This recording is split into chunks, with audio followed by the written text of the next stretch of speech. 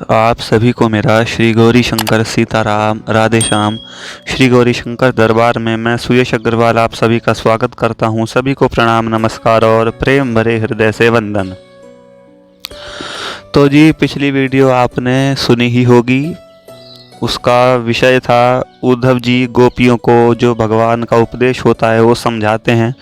यदि आपने नहीं सुनी तो वीडियो आपको आई बटन पर दिख रही होगी, उस पर आप क्लिक करेंगे तब आप उस वीडियो पर पहुंच जाएंगे। तो पहले आप उसको सुनिए क्योंकि उसी के बाद का प्रसंग इस वीडियो में है। तो अब देखिए होता क्या है, जब उद्धव जी गोपियों को भगवान का सारा संदेश सुना देते हैं तब गोपियां सभी कुछ सुन करके फिर उस बात को समझ करके उनकी विरह काफ़ी हद तक शांत हो जाती है। फिर वे उसके बाद कहती हैं कि उद्धव चलो, तुम श्री राधा जी के पास चलो। तुमने हमें तो समझा दिया, हमको तो शांत कर दिया, लेकिन एक बार उनकी दशा भी देख लो। यदि संभवतः तुमसे प्रयास हो सके तो थोड़ी सी उनकी विरह भी शांत कर लो। उद्धव जी कहते हैं कि हाँ चलिए ठीक है, उनके दर्शन से मैं और भी ज़्यादा धन्य हो जाऊंगा। तो बस उसी से आगे का यह विषय है। इस वीडियो का विषय जो है उसका नाम है उद्धव राधा संवाद, जो कि आप नाम से ही समझ गए होंगे कि इस वीडियो में क्या होने वाला है। तो अब देखिए यार, श्री राधा, इस नाम के लिए कुछ कहने की आवश्यकता ही नहीं है। सभी जानते हैं कि श्री कृष्ण ही राधा हैं और राधा ही श्री कृष्ण हैं। दोनों एक दूसरे से बिल्कुल अभिन्न हैं। अलग होने की तो बात छोड़ो, वो दो हैं ही नहीं तो अलग क्या होंगे। और यदि किसी कारणवश अलग दिखते भी हैं तो वह सिर्फ लीला है, वह सिर्फ लीलावश ही दिखते हैं, वरना अलग समझना तो एक तरीके से मूर्खता ही है। तो वही बात है, यदि इस ऐसे प्रसंग में राधा जी भगवान के विरह में एक तरीके से इतनी वो हो रही हैं, व्यथित हो रही हैं, तो एकमात्र आप समझ सकते हैं सिर्फ लीलावशी है, वरना दोनों एक ही हैं, सभी जानते हैं। तो चलिए विषय शुरू करते हैं। अब जब से भगवान कृष्ण मथुरा गए तब से राधा जी की विचित्र दशा है भैया। मैंने पिछली वीडियो में भी बताया था, उनके 4 ही काम हैं: जागना, चिंता करना, फिर जागरण करना, फिर मूर्छित हो जाना। यानी कि मूर्छा पहले तो, फिर उससे जगती हैं, तब भगवान का चिंतन शुरू कर देती हैं, उनकी विरह शुरू हो जाती है। फिर जागरण यानी कि भगवान के गुणानुवाद का गायन करने लग जाती हैं और फिर दोबारा मूर्छित हो जाती हैं। अब राधा जी का यही 4 काम चल रहे हैं जब से वो मथुरा गए भगवान। तो भैया रात को नींद नहीं आती, दिन को शांति से बैठा नहीं जाता। कभी वृत्तियाँ सारी एक साथ मिल जाती हैं, कभी अलग अलग होकर के बिखर जाती हैं। कभी पागल सी होकर नाना प्रकार के प्रलाप करती हैं, तो कभी अपनी सुरीली वाणी में भगवान के गुणों का गायन करती हैं। एक एक पल बड़े दुख से पता नहीं किस प्रकार व्यतीत करती हैं और इतनी बेसुध रहती हैं कि रात बीत गई, दिन निकल आया, फिर दिन भी चला गया, कुछ पता ही नहीं है, होश ही नहीं रहता। आंसुओं की धारा बहती रहती है। ये सब अभी तो गोपियाँ बता रही हैं उद्धव जी को कि राधा जी की ऐसी दशा रहती है। फिर गोपियाँ कहती हैं कि उनको समझाने से, सांत्वना देने से उनकी पीड़ा और भी बढ़ जाती है। तो हमने कई बार प्रयास किया कि आप थोड़ी सी व्यथा को अपने कम करिए, वे ज़रूर आएंगे, लेकिन हमारे प्रयास विफल रहे। वे और अधिक व्यथा करने लगी हमारे समझाने से। तो भैया गोपियों में उद्धव जी में बात होती है कि हाँ चलो, गोपियाँ कहती है कि यदि उद्धव तुम कुछ कर सको तो करो, चलो। तो भैया हमारे प्यारे श्री ब्रह्मज्ञानी जी महाराज यानी कि उद्धव जी, तो जिस समय राधा जी के पास पहुँचते हैं उस समय वे मूर्छित होती हैं। बोलिए श्री राधा रानी की जय। अब उद्धव जी ने उन्हें जाकर के देखा तो भैया पहले तो वे पहले ही ब्रज के बारे में आश्चर्यचकित हो चुके थे कि भैया ऐसे ऐसे भी प्रेमी हैं भगवान के। अब उनको देख करके तो उनकी मतलब गर्दन ही झुक गई, वो नज़रें मिला ही नहीं पाए। वो नज़रें तो छोड़ो, उनके चरणों तक को नहीं देख पाए। भक्ति का प्रभाव इतना, सारे शरीर में उनके रोमांच हो गया। श्रद्धा के साथ स्तुति करने लगे। उन्होंने कहा, हे देवी, मैं आपके चरण कमलों की वंदना करता हूँ। आपकी ही कीर्ति से सारा संसार भरा हुआ है, विद्यमान है। आप ही श्री कृष्ण जी की नित्य प्रिय आह्लादनी शक्ति हो। वे जब जहाँ जिस रूप में रहते हैं वह आप वैसा ही रूप धारण करके उनके साथ रहती हैं। जब वे महाविष्णु हैं तब आप महालक्ष्मी हैं, जब वे सदाशिव हैं तब आप आद्या शक्ति हैं, जब वे ब्रह्मा हैं तब आप महासरस्वती हैं, जब वे राम हैं तब आप सीता हैं। ऐसे करते करते उद्धव जी राधा जी की स्तुति करते हैं। वे कहते हैं, माता मैं आपसे क्या कहूँ, आप तो उनसे अभिन्न हैं। जैसे पृथ्वी, जल, रस, रूप, ये सारे जो आकार विकार होते हैं, आकाश, पाताल, ये सब अलग अलग नहीं हैं, एक ही हैं एक तरीके से। वैसे ही श्री कृष्ण आपसे पृथक नहीं है। ज्ञान, विद्या, ब्रह्म, चेतना, भगवान और उनकी लीला जैसे एक है, वैसे ही आप भी श्री कृष्ण से एक हैं।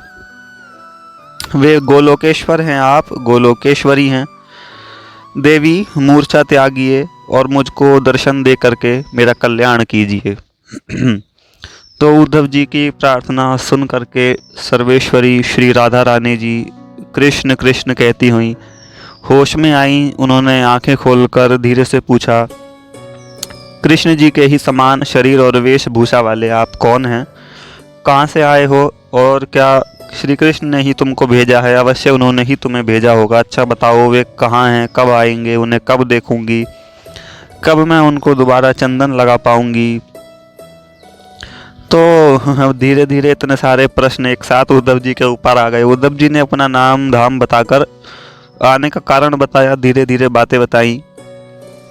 अब राधिका जी कहने लगी, उद्धव देखो ये वही यमुना है, ये शीतल मंद सुगंध वही वायु है, ये वही वृंदावन है, और ये वही कोयल हैं जो कोहक रही हैं।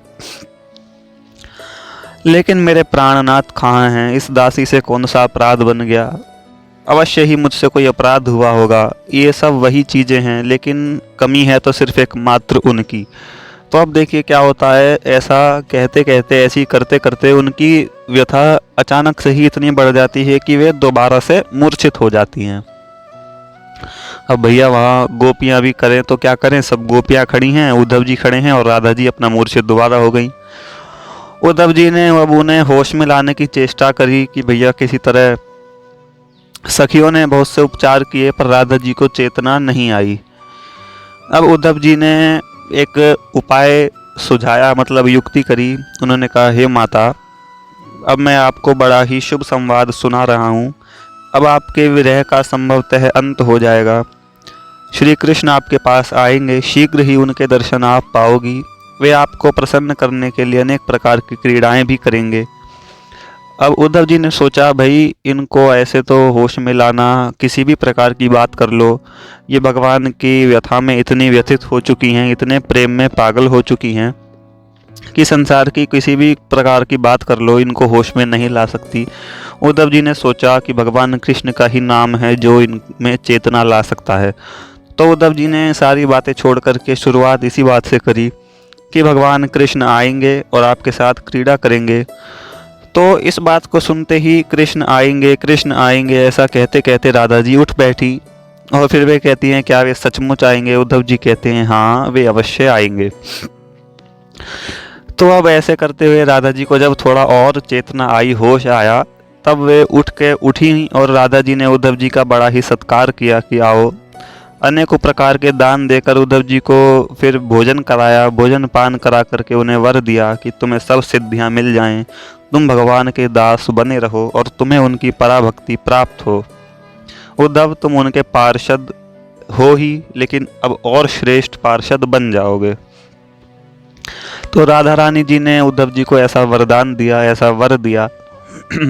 तो जब उद्धव जी विदा होने के लिए राधा जी से अनुमति लेने को आए, तब राधा जी ने कहा, हे उद्धव हम अबला हैं, हमारे हृदय का हाल कौन जान सकता है।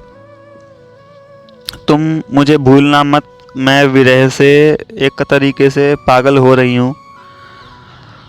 अब देखो यहाँ पर मैंने आपको बताया कि जब उद्धव जी जो हैं अनुमति लेने के लिए आए, तो अब देखो उद्धव जी ने सोचा कि यहाँ पर कृष्ण जी का उपदेश सुनाने का भी मुझे लगता है कोई फ़ायदा नहीं होगा। तो उद्धव जी ने सिर्फ राधा जी के दर्शन करे और वे जाने के लिए आए। तब राधा जी ने उन्हें कहा यही वाली बात कि देखो हमारे हृदय का हाल कौन जान सकता है, मुझे भूलना मत उद्धव, मैं विरह से पागल हो रही हूँ। जब वापसी जाओगे तो कृष्ण जी को सारा हाल बता देना। मेरे लिए घर और जंगल अब कोई भेद नहीं रह गया, सब एक समान हो गए हैं जब से कृष्ण गए हैं। कोई होश ही नहीं रहता, मुझे पशु और मनुष्य एक से ही जान पड़ते हैं। जागृत हो, स्वप्न हो, सुषुप्ति हो, कोई किसी भी स्थिति में कोई अंतर नहीं दिखता। चंद्रमा, सूर्य, रात, दिन, कोई चीज़ आना जाना किसी का मालूम ही नहीं है क्या हो रहा है दुनिया में, क्या नहीं हो रहा। अब मुझे अपना ही हाल नहीं रहता, सुधि नहीं रहती, तो मैं और बाकी दुनिया की क्या जानूं। कृष्ण जी के आने की बात, उनकी लीला सुनकर गाकर कुछ क्षणों के लिए मैं होश में आती हूँ। मुझे चारों ओर कृष्ण ही कृष्ण दिखते हैं। मैं निरंतर मुरली ध्वनि ही सुनती हूँ। मुझे किसी का भय नहीं है, किसी की लज्जा नहीं है, कुल की परवाह नहीं है। मैं उन्हीं को जानती हूँ, उन्हीं को मानती हूँ, उन्हीं को भजती हूँ। मेरा कितने दुर्भाग्य है, राधा जी कहती हैं, कि कोई मेरा हृदय एक बार चीर कर देखे। उनके अतिरिक्त इसमें और कुछ नहीं है उद्धव। क्या अब उनके साथ क्रीड़ा करने का प्रेम सौभाग्य मुझे नहीं प्राप्त होगा? क्या वृंदावन के कुंजों में अपने हाथों से मैं उन्हें फूलों की माला गूंद कर नहीं पहना पाऊंगी? अब वे वसंत ऋतु की मधुर रजनी जिनमें राधा और माधव विहरते थे दोबारा नहीं आएंगी। राधा जी जो हैं, इतना कहते कहते दोबारा मूर्छित हो जाती हैं। अब देखिए, उद्धव जी के आने आने में ही ये तीसरी बार है जब श्री राधा जी भगवान के विरह में बेहोश हो गई हैं। सखियों और उद्धव के जगाने पर राधा जी दोबारा होश में आती हैं और कहने लगती हैं, उद्धव, इस शोक सागर से मुझे बचाओ, मुझे समझाने बुझाने से कोई लाभ नहीं होगा। राधा जी साफ कह देती हैं कि तुम्हारा उपदेश सुन करके कोई भी फर्क नहीं पड़ने वाला। भाई वही बात है जैसा फर्क गोपियों को नहीं पड़ा। गोपियों ने भी कह दिया कि अंत में हमारी आंख तो अब भी उन्हीं की ओर लगी है। भाई प्रेमी को ज्ञान भला कहाँ समझ में आए, जहाँ जो दिल का सब्जेक्ट है वो तुम बुद्धि के सब्जेक्ट उसे नहीं पढ़ा सकते ना। वही बात है। उनकी बातें याद करके मेरा मन चंचल हो रहा है। विरहिणी वेदना कोई विरहिणी ही जान सकती है। राधा जी कहती हैं, मैं किससे कहूँ मेरी मानसिक पीड़ा का, किसे विश्वास होगा? मेरे जैसी अभागिनी, मेरे जैसी दुखनी स्त्री ना कोई है, ना होने की संभावना है। अब देखो, ये सब जो बातें हैं ये आप सोच रहे हो कि ऐसा खुद राधा जी कह रही हैं, तो हाँ, ये सब राधा जी ही कह रही हैं। अब आप ऐसा समझो कि राधा जी तो खुद ही सर्वेश्वरी हैं, तो उन्हें इस प्रकार विरह करने की क्या आवश्यकता। तो मैंने आपको वीडियो शुरू होने से पहले ही बता दिया था कि दोनों एक ही हैं। जिस प्रकार सीता माता जी राम जी से अलग हुई थी सिर्फ लीला करने के लिए, रावण का उद्धार मतलब वध करने के लिए, रावण का अंत करने के लिए, उसी प्रकार यहाँ पर भी राधा जी कृष्ण जी से सिर्फ शरीर से अलग हुई हैं, बाकी तो दोनों एक ही हैं। इसमें इतना संकोच करने की किसी को कोई आवश्यकता नहीं है, सोचने विचारने की। यह तो सिर्फ लीला प्रसंग ही है स्वयं भगवान का। तो राधा जी कहती हैं कि उनके नाम की ही ध्वनि सुनकर मेरे प्राण पुलकित हो उठते हैं। उनकी मधुर स्मृति से आत्मा तर हो जाती है। मैंने उनके कर कमलों का स्पर्श अनुभव किया है। मैं उनकी छत्र छाया में रही हूँ। मैं क्या पाकर उन्हें भूल सकती हूँ भाई, ऐसी संसार में। अब आप सोचो राधा जी ने क्या कहा कि उनके मोल पर ऐसी क्या चीज़ है जो मैं उन्हें भूल जाऊं। पूरा संसार तो छोड़ो, तीनों लोक 14 भुवन में ऐसा भगवान के सिवा और कोई नहीं है जो उनका मोल लगा सके। राधा जी ने कहा कि जिसको लत उनकी लगे तो फिर उसको वही चाहिए होते हैं। उनके सिवा ऐसा कुछ नहीं है। जैसे हम कहें ना कि 5 रुपए वाला किसी बच्चे को कहो चिप्स है, भाई किसी दुकान पर चिप्स नहीं है, चल तू कुरकुरे ले ले, तो वो कहेगा चलो ठीक है, ये नहीं तो ये दिला दो। तो ऐसा संसार में हर किसी चीज़ का सब्स्टिट्यूट पॉसिबल है कि हाँ चलो ये नहीं है तो ये ले लो। भाई हम गाड़ी खरीदने जा रहे हैं तो उसी कंपनी की ये वाली नहीं तो भैया थोड़ा और पैसे लगा करके ये वाली ले लो। कस्टमर कहता है ठीक है, ये ज़्यादा अच्छी लग रही है। लेकिन एकमात्र श्री भगवान हमारे ऐसे हैं जिनका कोई सब्स्टिट्यूट पॉसिबल है ही नहीं। पॉसिबिलिटी सब्स्टिट्यूट की तो छोड़ो, कोई उनके बराबर भी नहीं है। तो वही बात है, राधा जी वही बात कह रही हैं कि उनके सिवा ऐसा क्या मोल है जो मैं उनके सिवा किसी और को ले लूं। मैं उन्हें कैसे भूल सकती हूं, उनको कैसे भूलूं। तो बस ऐसा कहते कहते श्री राधा जी रोने लगी, उद्धव जी रोने लगे, गोपियां रोने लगी। वहाँ पर मतलब वहाँ के पशु पक्षी, वृक्ष, लताएं, जड़ चेतन जितनी भी प्रकार की चीज़ें थी सब के सब रोने लगे। करुणा का, प्रेम का, विरह का, व्यथा का, आंसुओं का अनंत समंदर उमड़ पड़ा। वहाँ की स्थिति कुछ इस प्रकार बन गई। तो उद्धव जी ने भी ऐसा ही समझा कि यहाँ तो इनकी दशा देखकर मैं ही बड़े आश्चर्य में हूँ, तो अब मैं इन्हें क्या उपदेश सुनाऊँ। उद्धव जी ने जो भगवान का उपदेश था वो गोपियों को बताया, ग्वाल बालों को बताया, नंद बाबा यशोदा मैया को बताया, लेकिन राधा जी को बहुत संक्षिप्त में ही बताया कि नहीं वे आएंगे, आप परेशान मत होइए। सिर्फ इतना ही बताया, ज़्यादा विस्तार से नहीं बताया। बाकी जो बातें थी वो सब कुछ राधा जी ने ही उद्धव जी से कही। तो चलिए, इस वीडियो का विषय इतना ही था। फिर उसके बाद वही हाल होता है जो बाकी सबका हुआ था। तो वहाँ वही होता है, सभी की मनोवृत्ति एक साथ संसार का सभी कुछ भूल करके, जहाँ तक कि अपने शरीर की सुधि भी भूल करके भगवान के ही नाम में तल्लीन हो जाती है, तन्मय हो जाती है। सभी का कंठ गदगद हो जाता है, वाणी रुक जाती है और सभी एक साथ भगवान के नाम में प्रवेश कर जाते हैं। तो चलिए, इस वीडियो का विषय इतना ही। इस वीडियो में यही था उद्धव राधा जी का संवाद, जिसमें कि उद्धव जी बहुत कम बात करते हैं राधा जी से। मतलब बातें तो बहुत करते हैं, लेकिन जो उपदेश है वो संक्षिप्त में ही बताते हैं। लेकिन राधा जी अपनी व्यथा को पूरी तरीके से उद्धव जी को बता देती हैं। अगली वीडियो का विषय होगा उद्धव जी ब्रज से आज्ञा लेकर के मथुरा वापसी चले जाते हैं भगवान कृष्ण के पास। तो चलिए, इतने सभी को आनंद मंगल सहित श्री गौरी शंकर सीताराम, राधे श्याम।